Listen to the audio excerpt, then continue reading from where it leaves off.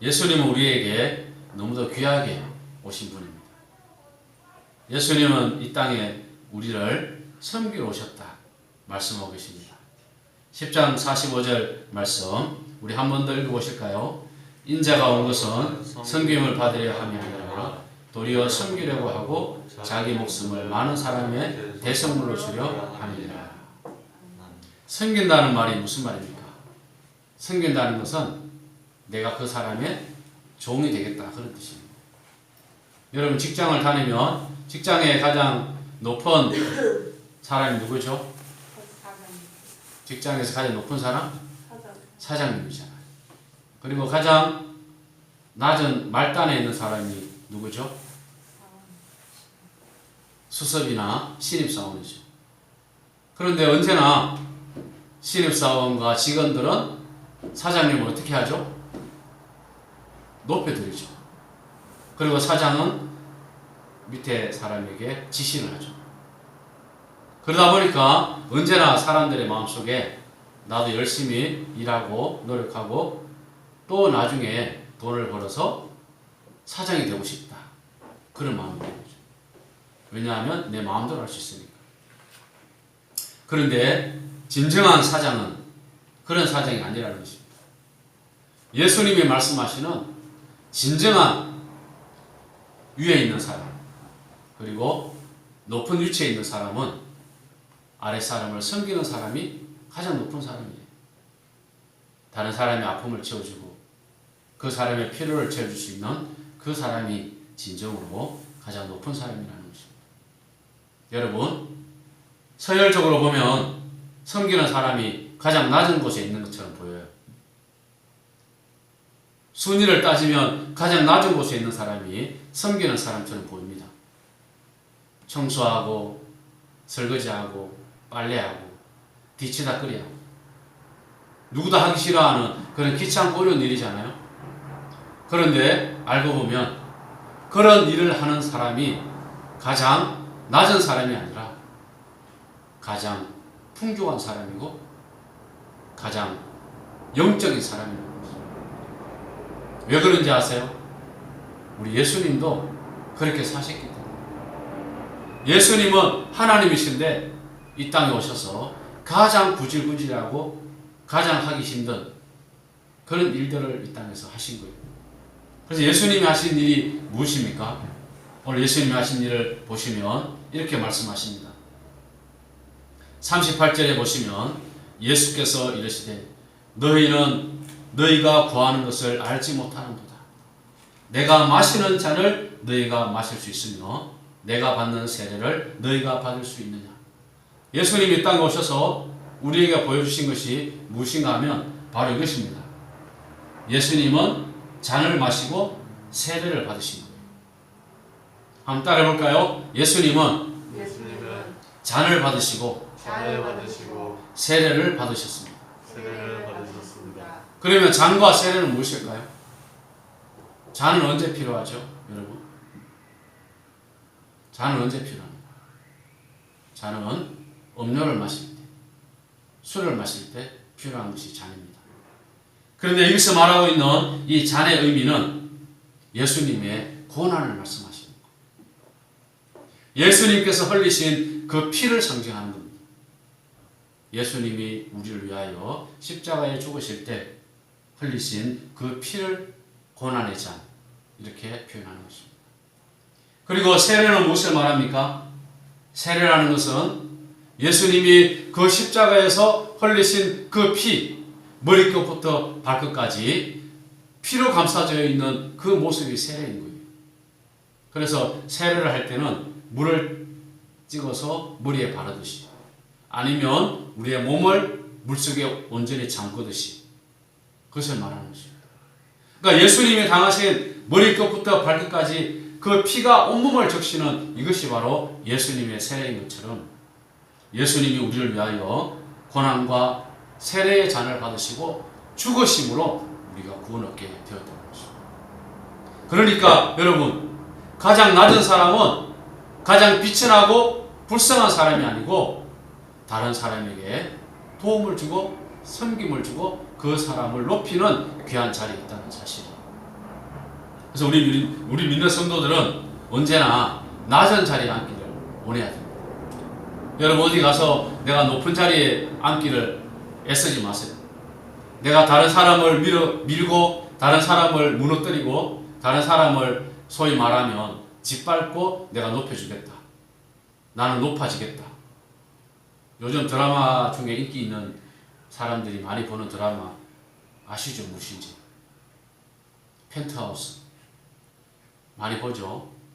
목사님은 안 보지만은 이렇게 소문은 듣고 있죠. 펜트하우스 2가 지금 진행 중인데 그 펜트하우스에 살기 위해서 어떤 사람은 50억을 내고 거기 가서 사는 거예요.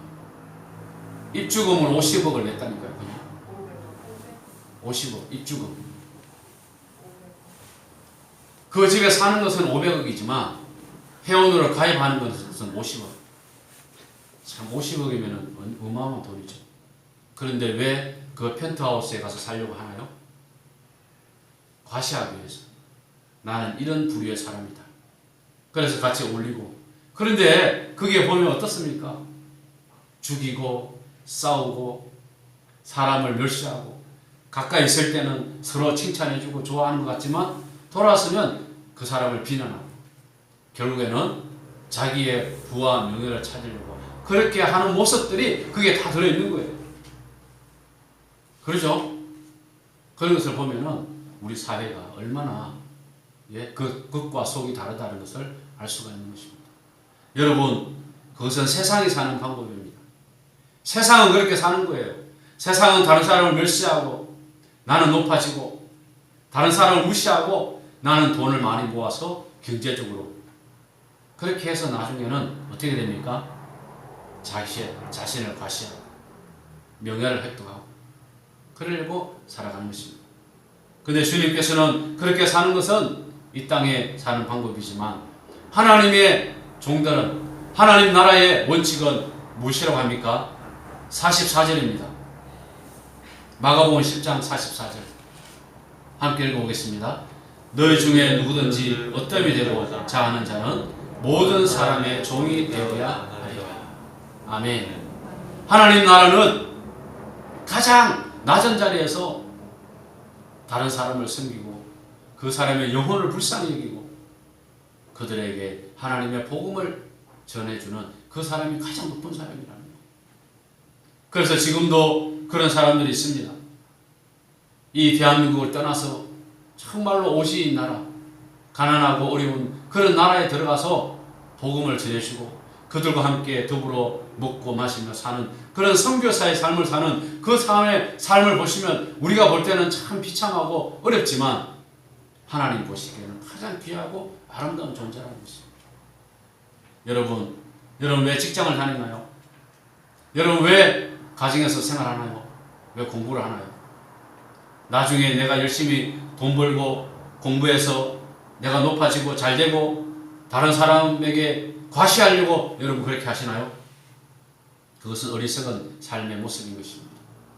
주님처럼 내가 열심히 직장 다니고 열심히 공부하고 열심히 노력해서 다른 사람에게 주의 사랑을 전하는 여러분 되시기를 주님의 이름으로 축복합니다. 아멘. 주님의 사랑을 전가하고 하나님의 영광을 나타내기 위하여 여러분들이 열심히 직장 생활하고 공부도 하고 또 열심히 노력해서 다른 사람을 도와줘야 되는 것입니다. 이것이 주님께서 기뻐하시는 삶이에요. 예수님의 제자 중에도 그렇지 못한 제자가 있었습니다. 예수님의 제자 중에 35절에 보시면 야고보와 요한이라는 사람이 있습니다. 따라해 봅시다. 야고보와 요한. 따라해 보세요. 야고보와 요한. 야고보와 요한은 누구의 아들일까요? 그 아버지가 누굽니까? 그렇죠. 세베대. 우리 명현이가 너무 정확하게 맞췄습니다. 세베대의 아들 야고보와 요한. 자, 근데 중요한 게 있습니다. 우리 명현이나 실비나 혁이가 직장이나 밖에 나가서 착한 일을 하고 좋은 일을 하고 다른 사람들에게 이렇게 참 너무너무 잘했어요. 그래서 나중에 MBC나 KBS에 뉴스에 탁 나온 겁니다. 경기도 평택시의 비전동에 살고 있는 정실비, 정혁, 또 윤명현이 다 방송에 나와서 인터뷰를 하는 거예요. 어떻게 이렇게 좋은 일 했습니까? 네, 저는 한 것이 없지만 다른 사람을 불쌍히 여기는 마음으로 이렇게 도와주었는데 좋은 결과가 생겼습니다. 온 국민들이 보고 박수를 쳐요.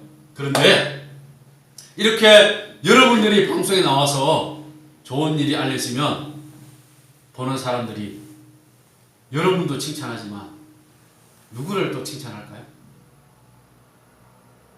부모님을 칭찬하는 거죠. 도대체 저 부모님은 어떤 분일까?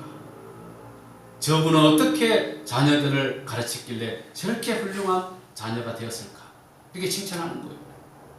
나중에 진영이가 이 땅 위에서 훌륭한 사람이 되어서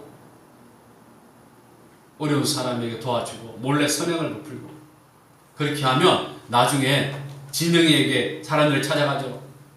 진영이. 그런데 도대체 저 진영이를 가르친 부모, 저 진영이를 가르친 형제 가족은 누굴까? 누구예요? 그러면 실비를, 혁이를 칭찬하는 거예요. 저렇게 훌륭하게 가르쳤구나. 여러분 마찬가지입니다. 근데 반대로 여러분이 세상에 나가서 나쁜 짓을 하고 사람들을 죽이고 도둑질하고 강도질 하다가 감옥에 가 있다면 나중에 누굴 욕하겠어요? 도대체 저 부모는 누구길래 저 아이들을 저렇게 만들었냐고 부모님을 욕한다는 거예요. 여러분 마찬가지. 우리가 하나님의 자녀이잖아요. 하나님의 자녀. 한번 따라해봅시다. 우리는 하나님의 자녀입니다.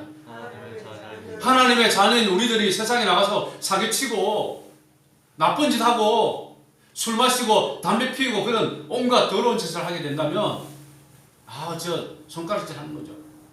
저게 도대체 하나님을 믿는 자녀래. 교회 다니는데 누굴 욕하는 거예요? 하나님을 욕하는 거예요. 그래서 우리 실비자매는 언제나 이렇게 말하잖아요. 저는 하나님을 믿는 사람으로서 거짓말 하지 않는 거예요. 너무 멋있는 말이에요. 하나님을 믿는 자녀는 거짓말하면 되는 게 안 됩니다. 하나님을 믿는 자녀는 하나님 앞에 바르게 살아야 돼요. 모두가 다 하나님 앞에 바르게 살아야 되는 거예요. 그렇게 될 때 우리를 통하여 누가 영광을 받으세요? 하나님이 영광을 받으세요. 하나님이 너무 기쁘시고 여러분 하나님을 기쁘시게 하잖아요. 그러면 하나님이 여러분들을 가만히 두질 않아요. 여러분에게 은혜를 베풀어 주셔서 여러분이 원하는 소원을 이루어 주세요. 하나님. 아멘.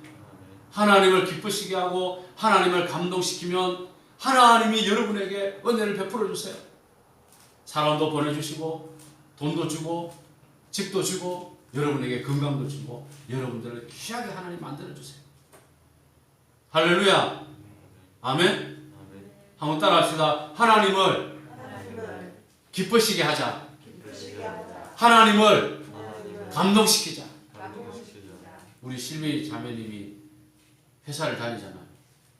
사장님께 너무너무 잘하잖아요. 그러니까 사장님이 감동이 됐어요. 그러니까 실비 자매에게 사장님이 몰래 불러서 실비 팀장, 정실비 팀장 이리 와보세요 하고 사장님이 이렇게 말하는 거죠. 1년 동안 열심히 노력하고 수고했기 때문에 우리 회사가 이렇게 잘 되었습니다. 자, 우리 팀장님 수고했으니까 제가 100만 원 줄 테니까 이거 맛있는 거 사드세요. 그렇게 준단 말이에요. 진짜야. 그렇게 사장님이 감동이 되면 주는 거예요. 혁이가 알바하고 있잖아요. 혁이가 알바할 때에 다른 사람은 다 일찍 퇴근하고 그냥 몰래 사장님 모실 때는 놀고 하는데 혁이는 사장님이 있거나 없거나 상관없이 열심히 청소하고 일하고 그리고 퇴근했어요. 그게 다 어디에 찍혔을까요? CCTV 딱 찍혀있잖아요. 어느 날 사장님이 우연히 봤어요. 아, 혁이가 이렇게 열심히 했구나. 사장님이 혁이를 부르는 거죠. 혁이 이렇게 잠깐 와봐라.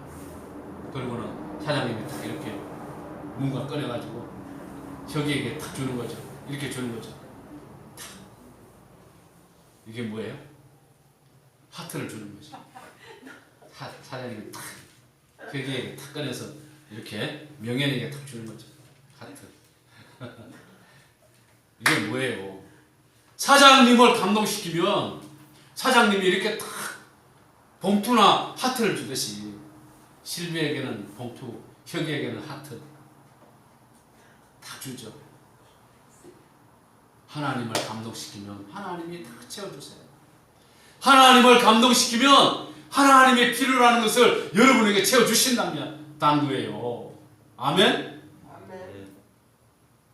고민하고 근심하지 말고 염려하지 말고 왜 우리 집은 이렇게 가난할까? 우리 부모님은 나에게 왜 이렇게 많은 것을 주지 않을까? 그런 불평하고 원망하지 마세요, 여러분.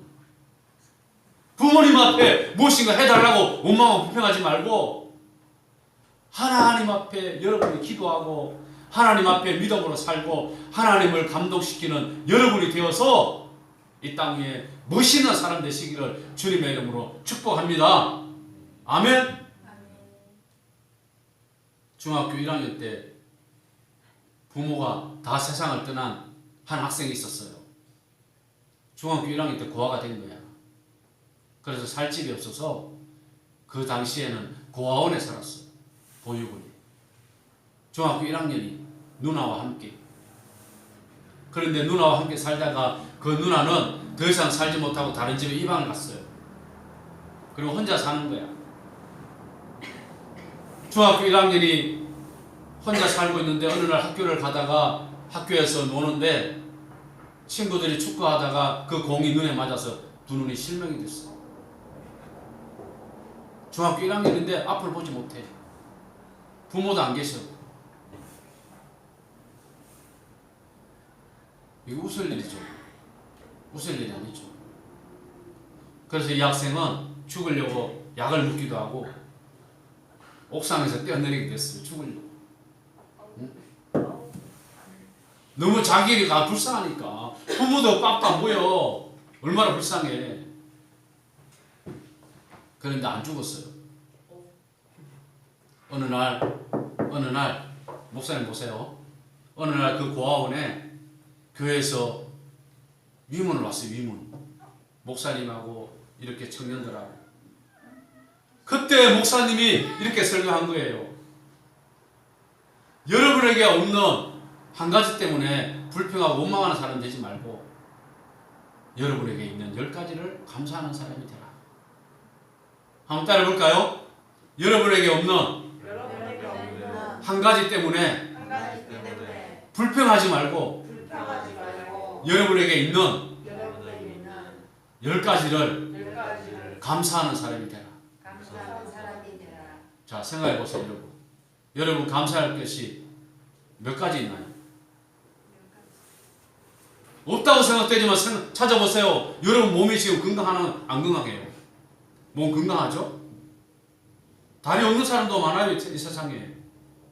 심지어 머리 없는 사람도 있어요. 아, 머리 없는 사람은 없지. 그 사람 죽었지. 예. 그리고 팔과 다리가 없는 사람도 있어요. 그래도 열심히 사는데 여러분은 다 뭔가 몸이 다 건강하잖아요. 그리고 예? 여러분은 잠잘 곳이 있나 없나요? 잠잘 곳이 있잖아요. 집이 있든지 아니면 어디 거주하는 곳이. 근데 잠잘 곳이 없는 사람이 있어요. 서울역에 가봐요. 서울역에. 노숙자들이 얼마나 많이 있는지 몰라요. 거기. 평택역은 없더라. 평택역은 다 쫓아낸다고 없어. 근데 서울역에는 엄청 많아요. 목사님 가봤어요. 거기에. 근데 그분들 겨울에 추워가지고 그거 그냥 세면대 위에 이렇게 몸을 풀고 자고 있어요. 씻도 못하고 예? 몸에 냄새가 나고 먹을 것이 없어가지고 밥 한 끼 얻어먹으려고 돌아다니고 있어요. 여러분들은 그래도 부모님이 계시고 다닐 직장이 있고 공부할 학교가 있잖아요. 있어요, 없어요? 있어요. 여러분 감사할 걸 생각해보세요. 그러면은 10가지 아니라 100가지, 1000가지, 10,000가지도 있다니까. 여러분들이 감사할 게. 따라합시다. 오늘 이 시간부터 오늘 이 시간부터 불평하고 불평하고 원망하지 말자. 원망하지 말자. 한 번 더 따라합시다. 오늘 이 시간부터 오늘 이 시간부터 감사하겠습니다. 감사하겠습니다. 앞으로 앞으로 따라하지 말고. 앞으로 여러분 감사 안 하려면은 교회 오지 마세요 이제. 그건 가짜 신자야.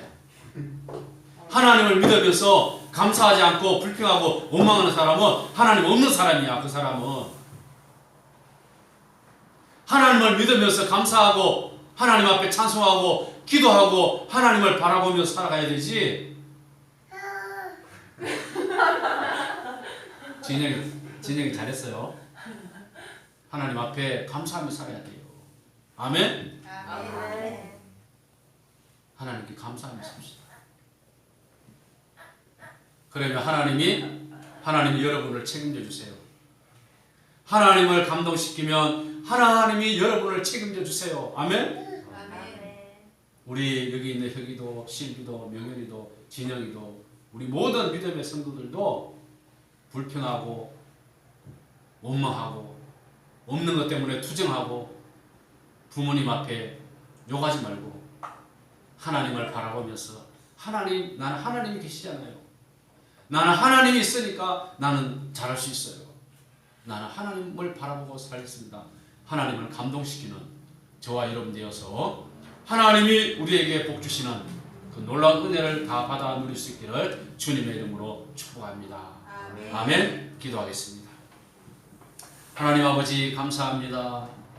우리에게는 너무도 많고 받은 것이 많은데 우리는 없는 것 때문에 불평하고 원망하면서 부모님을 탓을 하고 형제를 탓을 하고 직장을 탓을 하고 세상을 탓하는 어리석은 사람들이 얼마나 많이 있는지요.